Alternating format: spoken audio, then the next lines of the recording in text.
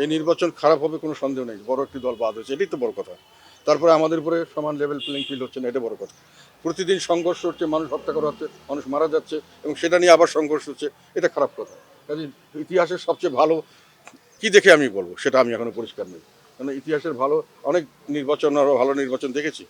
1991 সালের নির্বাচন মোটামুটি ভালো হয়েছে, 1996 সালের নির্বাচন ভালো ভালো হয়েছে, আবার 15 ফেব্রুয়ারি একটা হয়েছিল সেটা আবার হয়নি, আবার 1996 সালের জুন জুলাই মাস একটা হয়েছে সেটা ভালো হয়েছে, 2001 সালের নির্বাচন ভালো হয়েছে, 2008 সালের নির্বাচন ভালো হয়েছে।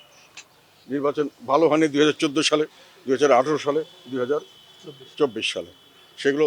কাজেই উনি যদি কম্পেয়ার করতে চান, এখন ওর চেয়েও খারাপ নির্বাচনের দিকে যাচ্ছি বলে আমার আশঙ্কা।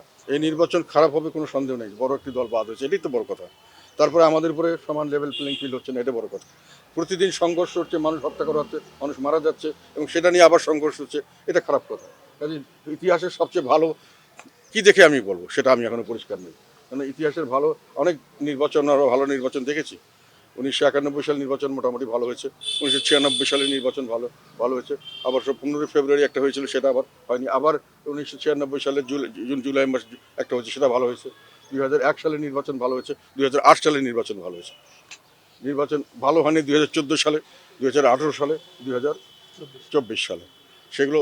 কাজেই উনি যদি কম্পেয়ার করতে চান, এখন ওর চেয়েও খারাপ নির্বাচনের দিকে যাচ্ছি বলে আমার আশঙ্কা। দেশকে গণভোটে যদি না দাও, তোমরা যদি না বুঝো, দেশ ধ্বংস হয়ে যাবে। এইটা কথাটা আমি বলেছি, কথাটা অনেক সময় বুঝিয়ে বলার চেষ্টা করছি। এখনও তারা যেটা করতে চাচ্ছে গণভোটের নামে, তারা তোমাদের কতগুলো সংস্কারের কথা বলে মূলা ঝুলাচ্ছে। সংস্কার যেটা বলেছে সেটাও পরিষ্কারভাবে মানুষের কাছে বোঝাচ্ছে না। সংস্কারটা তাদের একটা অছিলা। তারা এই গণভোটের নাম দিয়ে গণভোটে হাঁ ভোট করে তারা ক্ষমতায় থাকতে চায়। অন্তর্বর্তীকালীন সরকার ক্ষমতা থাকার অর্থ হলো অন্তর্বর্তীকালীন সরকারের সঙ্গে এনসিপি ক্ষমতা থাকবে, জামাত ক্ষমতা থাকবে। তারা ক্ষমতা দীর্ঘায়িত করার জন্য এই গণভোটের বাহানা নিয়েছে। এবং এটার পরে তারা যেটা করবে সেটা হলো, যেটা ওনারা বলেছেন, মেটিকুলাসলি ডিজাইন, সুপরিকল্পিত যে কথা উনি বলেছেন যে ওই সমন্বয়করা মিলে ওনারা মিলে করেছেন মেটিকুলাসলি, এটা যে জনগণ স্বতঃস্ফূর্তভাবে আন্দোলন করেছে ওইটা ওনারা স্বীকার করছেন না। এই জন্য জনগণের কাছে ওনার জবাবদিহিতা নেই।